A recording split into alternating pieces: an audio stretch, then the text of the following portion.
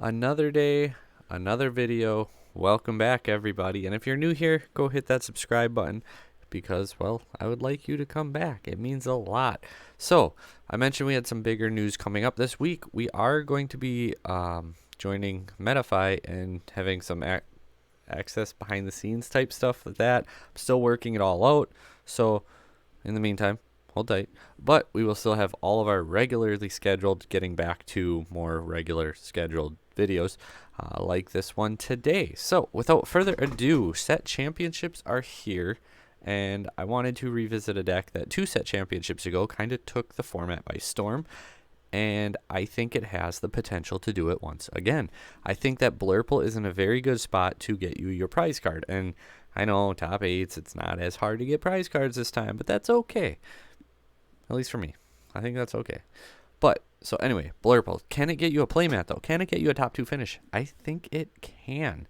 I think that the format is open enough, and I think this deck actually has a nice little toolbox, and it can actually do really well while playing around cards like Pete and Ursula with the Rise of Green Steel discard once again, because you don't really need to play songs or rely on them.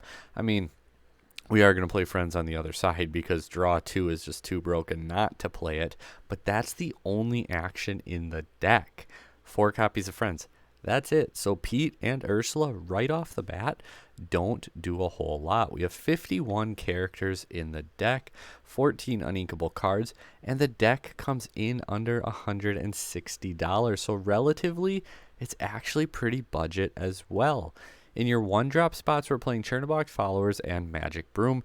These cards are really nice because, well, they offer draw. When you're in a discard format, drawing cards is good. When you're in any format, drawing cards is good. The new Cogsworth and the Rafiki are also cards that I was considering playing. I really like the 1-drop Cogsworth in Blurple too, because then you can actually enable the shift Cogsworth line. So if that's something you want to go for, I am all for it. I think that the 5-cost Cogsworth, the shift 3, is very good this format. I think anytime steel is very good, it's always going to be very good. Cogsworth in return is going to be good. And the fact that Blurple now has access to a good shift line on him, I think that it actually is going to be a solid option. If your local doesn't necessarily have a ton of green steel, maybe you cut down on Broom or Followers and you play that Cogsworth line instead. If you're expecting a lot of discard, I like the consistency of Chernobog and Broom over the resiliency of the Cogsworth.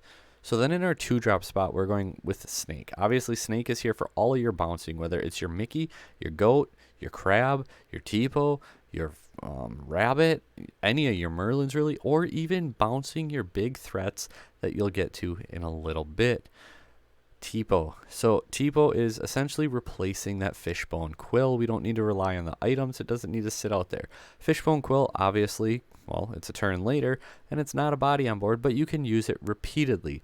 The downside to that is then your hand size continues to go down, whereas we have the bounce package, which allows you to bounce the Tipo if you need to and replay it. However, I do think I like the Mickey more, simply because it comes off the top of the deck, not directly affecting the advantage in your hand. As we go into our 3-drop spots, you can also see on the screen that we are low on the Sapphire count, only 15 cards, and they serve a pretty finite purpose. They're there to ramp, and, well, either ramp or removal, as we'll get to in a little bit. Madam Mim Fox, again, it's one of your bouncers. It's one of the best Amethyst cards in the game, arguably one of the best cards in the game. Madam Mim Fox is just insane. You might want to have a way to deal with bigger threats, so I think Crab is really good there too. Some people are playing it at 3 or even upwards of 4 copies.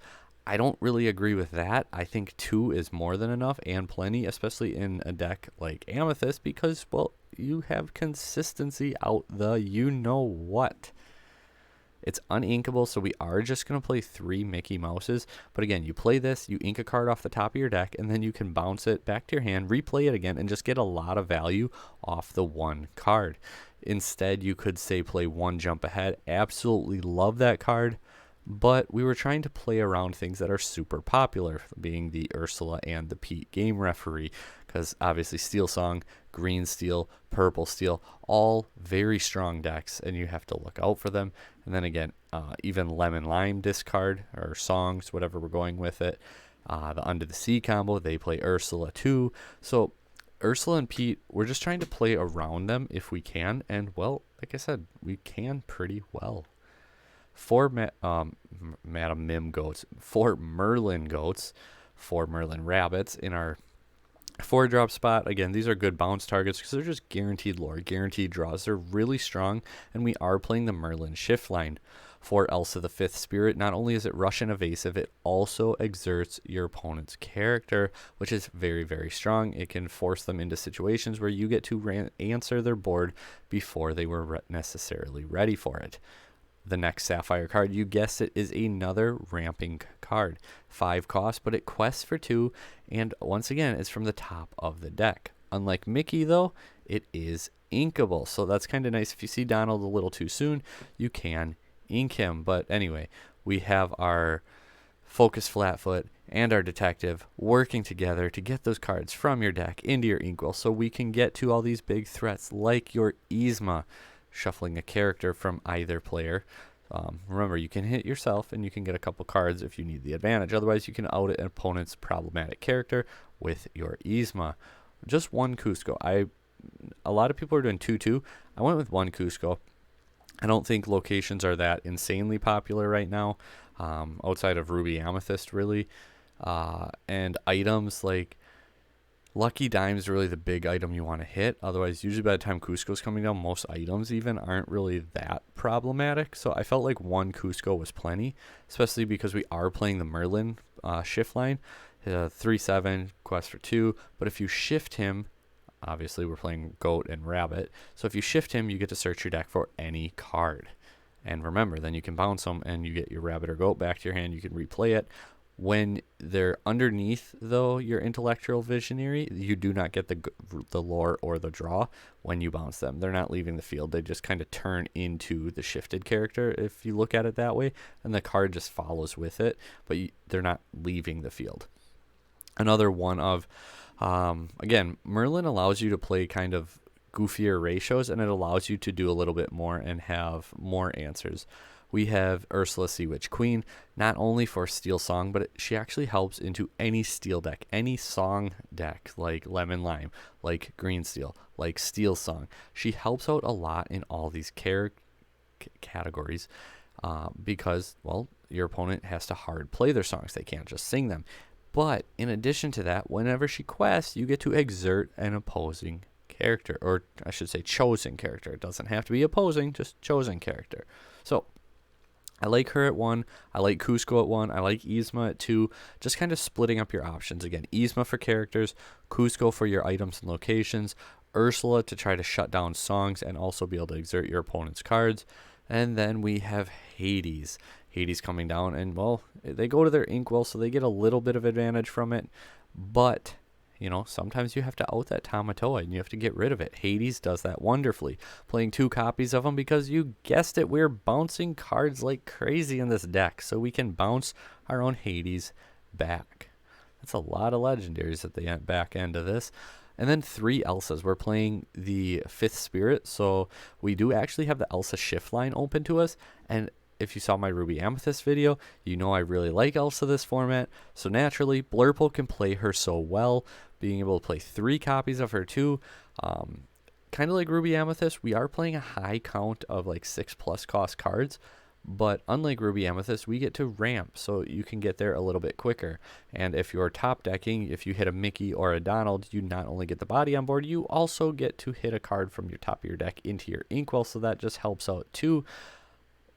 Things that Ruby Amethyst doesn't have. Finishing off the deck, 4 friends on the other side because, well, like I said, drawing 2 cards is pretty good. Who would have ever thought? And then lastly, we have our locations. I was back and forth a bunch here, and at first I had 4 castle, and then I'm like, man, these early turns in this deck, especially with the ramping, library plus broom or Chernobog is so nice. And I'm contradicting myself here now because in Ruby Amethyst, I said it felt like it was too slow. The whole Chernobog Broom double draw with the library. It's turn 4 at the earliest. It's not that great. And I don't necessarily disagree with that for Ruby Amethyst. However, in Blurple, I think that it's a little bit different. And I think that library is actually better in this deck than it is in Ruby Amethyst. So we do play 3 libraries and 2 Queen's Castles just to really try to get that card draw going, get to that later game, get to that point. Whereas Ruby Amethyst, you also want to get there, but at the same time, you have a bit more toolbox, and Ruby Amethyst has a bit better mid-game that you can kind of pivot to, whereas this deck's mid-game is more, let's ramp and get to the end game faster. So I think that Blurple is actually in a good spot. I think that this whole format, I absolutely love this format. I can't say it enough. I'm not going to stop saying it. This format is just so nice. We have 5 really good decks and then just a handful of decks that can compete, this being one of them. I'd be surprised if Blurple doesn't continue topping these set championships. I think we're going to keep seeing it, and I think that it's got a really good chance. I'm going to try and pick up the last few cards for this that I don't have Saturday, and then there's a very good chance that I end up playing Blurple on Sunday at set championships. If not, if I end up going next weekend, I'm unsure because I actually get to bring my son to his first ever football game. I would say go Pack go, but I'm a lonely little Denver fan, but he's not, and we live in Wisconsin, so we're going to bring him to his first football game. It's going to be a lot of fun, but we'll see how set championships go. I want to try to get Blurple there. I'm probably going to take repeat on Saturday. We might repeat with repeat on Sunday or Ruby Amethyst, unless we get the cards for Blurple. Then maybe we'll just play Blurple on Sunday. Like I said, I'm excited. We already got a prize card, so there is no pressure with these last events, but that's not entirely true either, because I want to get another promo, because I'm going to do a giveaway on the channel then if we can get one. So thank you guys for watching. What do you think about the deck? What other decks would you like to see?